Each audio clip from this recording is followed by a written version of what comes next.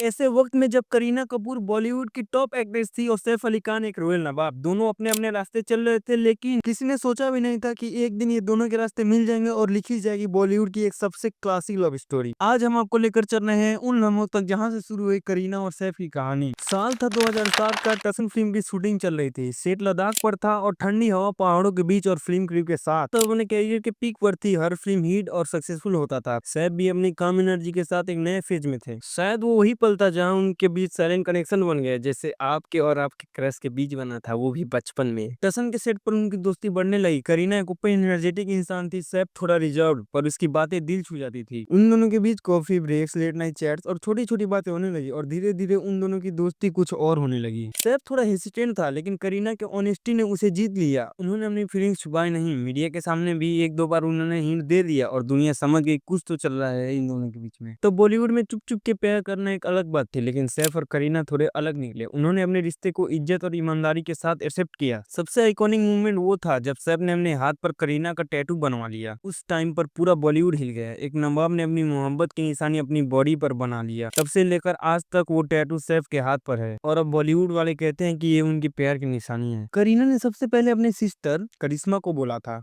करिश्मा ने एक शो में बोला कि करीना ने मुझे फोन करके बोला, लोला, शायद वो उनका नाम होगा, sit down, I am in love with Saif. और तब उनकी फैमिली ने उन्हें पूरा सपोर्ट किया। रॉयल फैमिली और कपूर खानदान दोनों तरफ से रिश्ता एकदम नेचुरल था, जैसे दो कल्चर मिलकर नई कहानी लिख रहे हैं, जैसे वो आप कहानी लिख कर चली गई। और यही वो पल था जब दुनिया को पता चल गया कि ये दोनों रिलेशनशिप में हैं। 2012 में उन्होंने एक सिंपल और एलिगेंट शादी की। ना शो ऑफ ना ओवर द टॉप, बस प्यार और हमेशा रहने का प्रॉमिस। करीना ने कहा, मुझे किसी फेरी टेल की वेडिंग की जरूरत नहीं, मुझे सिर्फ सैफ चाहिए। आज सैफ और करीना एक कपल नहीं, एक एग्जाम्पल है कि लव सिर्फ ग्लैमर नहीं होता, समझ और रिस्पेक्ट भी होता है। सैफ एक काम ऑरा लेकर आए हैं और करीना उनकी लाइफ में एक छोटी सी चिंगारी। दोनों के एक दूसरे के लिए बने हैं, एक बॉलीवुड की क्वीन और एक रॉयल नवाब। और फिर जन्म हुआ एक रॉयल नवाब का, जिसका नाम है तैमूर अली खान, जिसका जन्म हुआ दिसंबर 20 2016 को। कुछ भी कहो, बट बॉलीवुड में मिर्च मसाला खिचड़ी ड्रामा तो होते रहते हैं। हालांकि मेरे पॉइंट ऑफ व्यू की किसी के ऊपर ही नहीं है, पर फिर भी मैं कह देता हूँ,